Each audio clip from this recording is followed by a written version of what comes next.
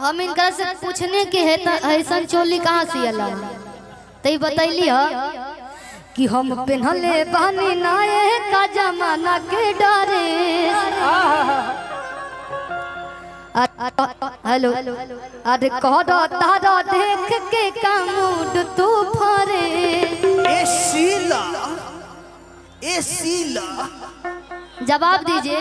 ए शीला बोल दीजिए एक बार। ए शीला आवाजों खाती लोग तरसेला कि कैसन आवाज होई। ए शीला सुंदर तो बटले। ए शीला बोलिए का हाल बा? ठीक बा ठीक बा। हाय बा हम पहनले पानी नहाए का जमाना के डरे। एक बार और बोलवा एक बार और। अरे कह तारा देख के कामूड तू फरे कि हम पहनले पानी नहाए का जमाना के डरे। ए शीला अरे कह तारा देख के कामूड तू फरे। ए दिल्ली वाली तू ही लाल किला होगा तोहरा नीला नीला बा तू सिला होगा। ए शीला हाल चाल बतावा कि हम पहनले बहनी नहाए का जमाना के डरे। अरे कह तारा देख के कामूड तू फरे।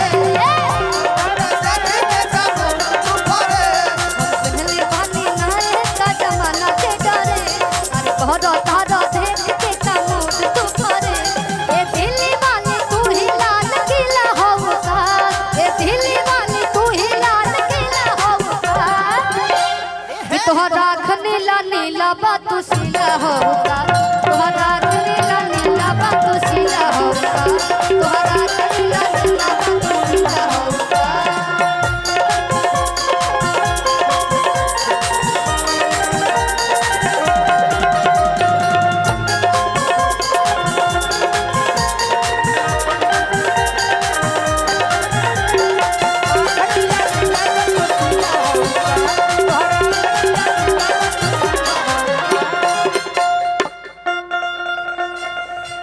आजू के रोतिया सुहावन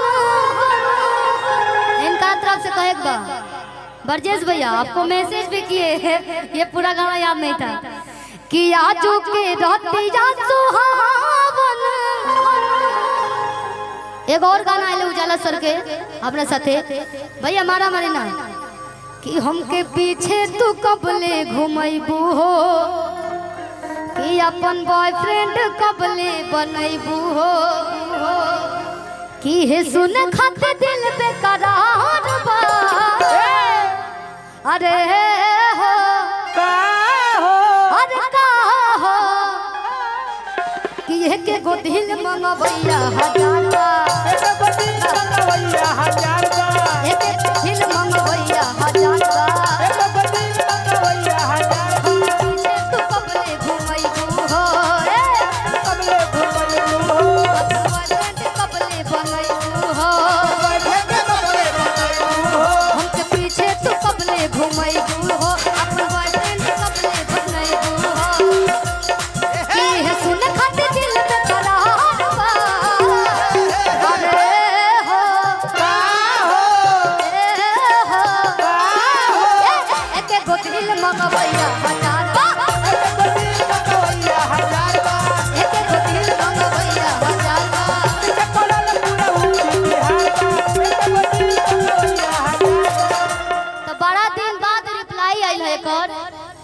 आजू के रातिया सुहावन ना कि आजू के दिनवा सुहावन।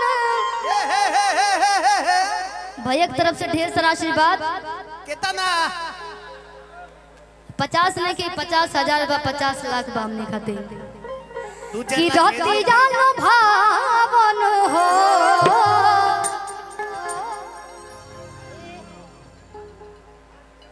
ए राजू दे तनी दिलवा निकाल के दिल में अप डाउन कर दे भैया माइकवा।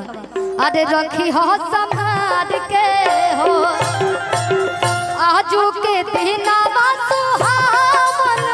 रतिया लुभावन हो आजू के जीना